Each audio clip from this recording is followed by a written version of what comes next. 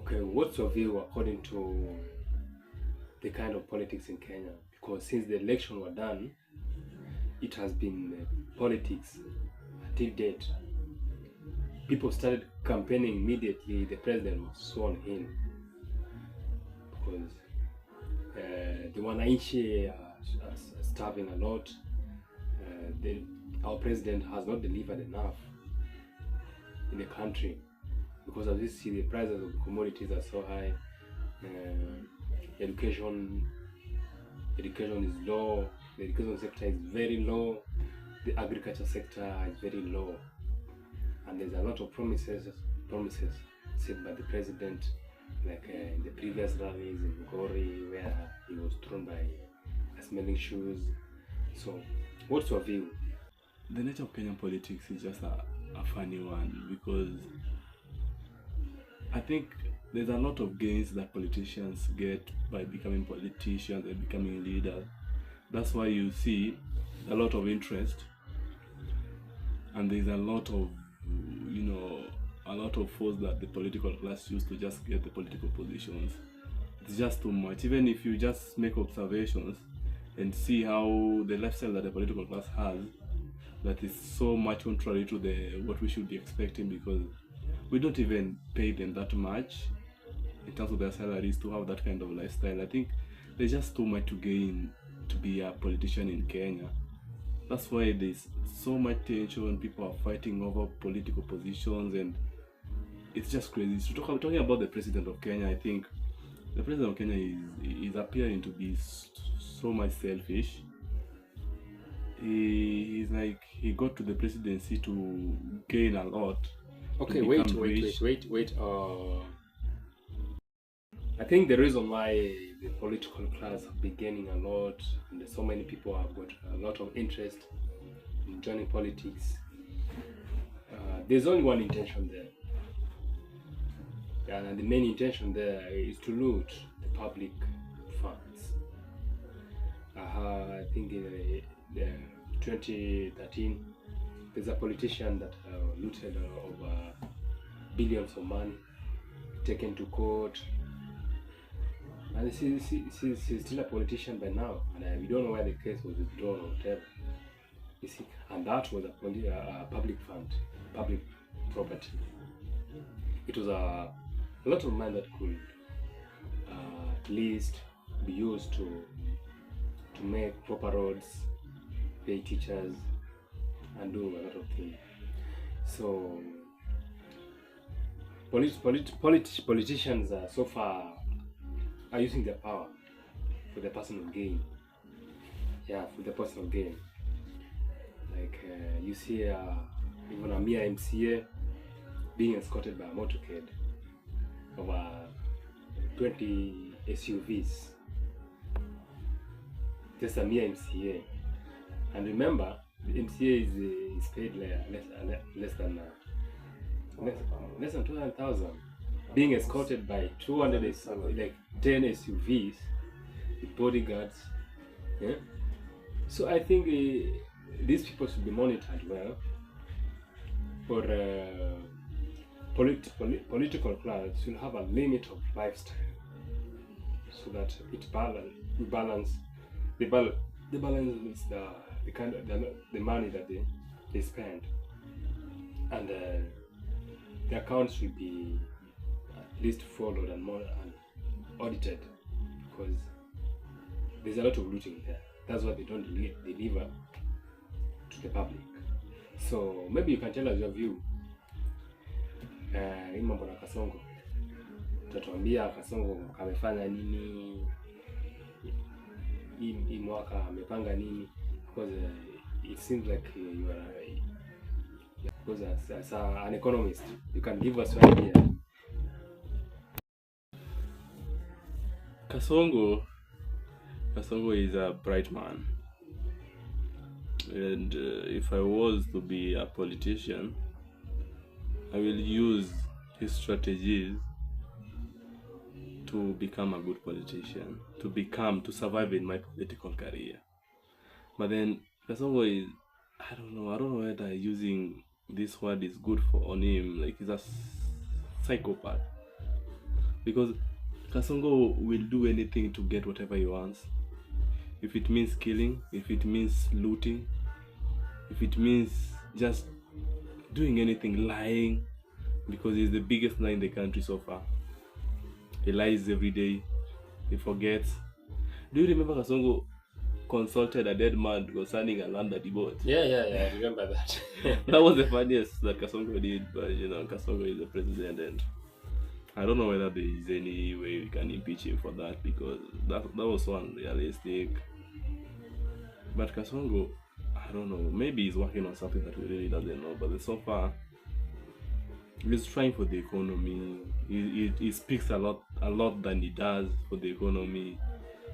But then if we start listening to his advices, I think Kasongo will do well, because he can do better than any other person we have so far. Okay. On the matter of the advice. Yes. Who advises the president? The president has a number of advisors. Okay, I can correct you that. Economic advisors to legal advisors to every aspect of advice, Okay, when it's come to the person advising the president and the president advises, I think our president advises himself. He's the one who controls the advisors, or tell the advisors what to do. Maybe that's why. Yeah, I think that's why he keep on messing up. I think Kasongo is the human being in Kenya who has the most difficult job. Being the president of the whole country, especially being the president of Kenya, is not an easy one. Kenyans can do anything, and Kenyans are so difficult to rule. Kasongo has so much to worry about. But then I don't think Kasongo can take pride in being the worst president Kenya ever had. I think he's trying his level best, maybe. I don't know. Maybe by the end of his first term, he will have done better. Because I don't think Kasongo will take any pride in being the worst president Kenya had.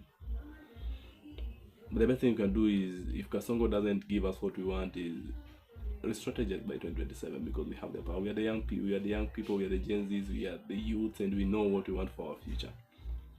I think the best direction is just wait until 2027 so that we can make our decisions. It's young people who have a future and who are shaping their future. I think that's the best thing we can do so far, because Kasongo is there and there's no other way that we can take him out, unless we want to ban our country, honestly speaking. Okay, so what do you think about 2027? Because there's a lot of political pressure on the other side. Ricky G is campaigning with this team. The Kalonzo has also split. Now he has sided with the Ricky G. Yeah. So what's your idea? What's your idea on 2027 politics? Because it's now time. Everyone is aiming for the seat in 2027. What's your idea on 2027 politics? Because it's now time. Everyone is aiming for the seat in 2027. If we knew one day you'd be a leader. So what's your view?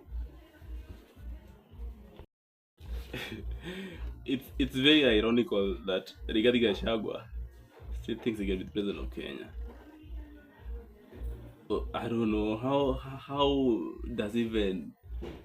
do even Rigathi Gachagua have followers in the first place who believe in him being the president of Kenya?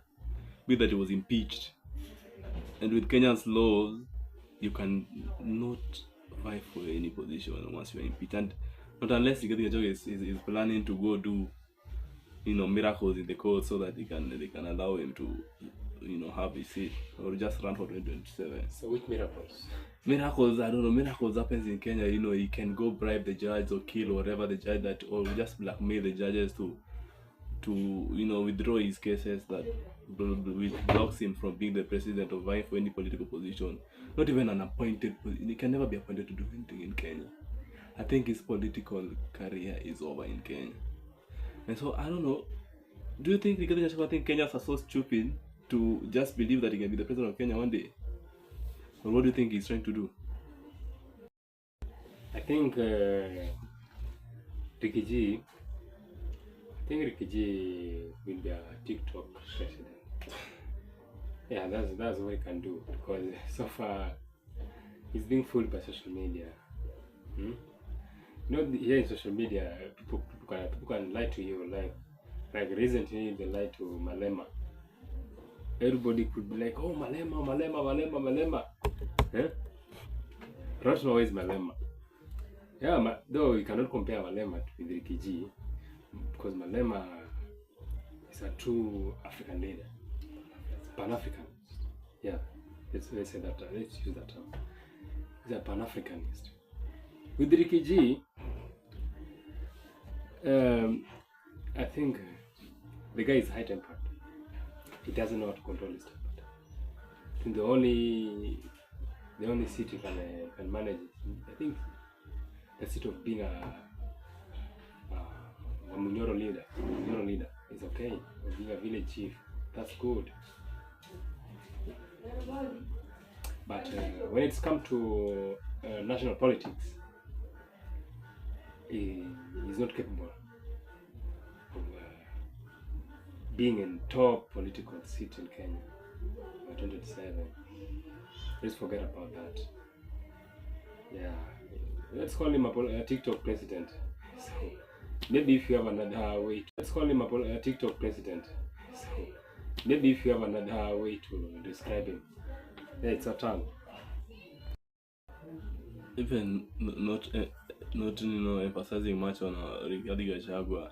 You know, in 2027, let me just say, as youths, we know who is good for this country and who is not good. I don't think we need to recycle leaders. We know who Rigathi Gachagua was. Like, he was the deputy president to Ruto. We know the likes of Kalonzo, you know, the likes of Matiang'i have always served the previous governments, and you know, I don't think there is anything different that they're bringing to the table coming to 27, even if they become the rulers of that age. We don't just want that regime to be in the face of Kenyan politics. You know, we need new leadership. We need to see new faces involving the youths, both Gen Zs and the millennials. You know, that the bracket going downwards. I think we need to take care of the old people. They have ruled enough. They have shown us what they can do, and we know there's nothing they're going to bring. We don't want them in the face of Kenyan politics going forward. I think by 2027, they should do whatever they have to do until 2027. Then going forward, everything changes. We have new leaders coming in, from MCAs to MPs to senators to governors to the presidency. In fact, I think we should even think of reducing the age at which people retire in Kenya, because you know, you'll find someone that is too old, over 80 years old, holding an office, and there is so much youth that are capable and strong to do the same job that he's doing. That one should be resting at home, taking care of his grandchildren, and showing us the way to rule and to take care of those institutions that are taken care of. We just need to change. You know, we need to change the way Kenya is run, and all people should just give us chance. I don't know. We are their children, and they're competing so much to just fight us away, to keep us off the positions they are holding. Why do you think they do that? We just need to have young leaders, from the presidency down to everything. Kenya will change if we having that. You know, we need to think about young leaders, like, I don't know, people like Babu. You know, what we are showing. You know, they're showing. You know, they're giving us example of who they can become when they become top leaders. Ndindi Nyoro, Salasia, although he's a joker, but I think he can do something. He's doing a great job in this constituency, right? Yeah, exactly. Yeah, people like Peter, you know, just young people, myself and the rest, you know, let's just stand up. Young people should just have, in fact, the government should even organize so that everyone, before 2027, the youths can register as voters, so that by 2027, we should be having votes. In fact, by 2027, we'll only be registering the young people who are taking their IDs in 2027 before the elections.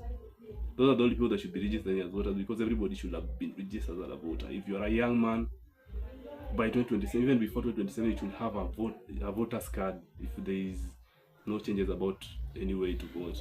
You know, I think the government, in fact, the government, we don't even ask the government to do that. You know, the government never listen to us. They don't want us to hold those positions.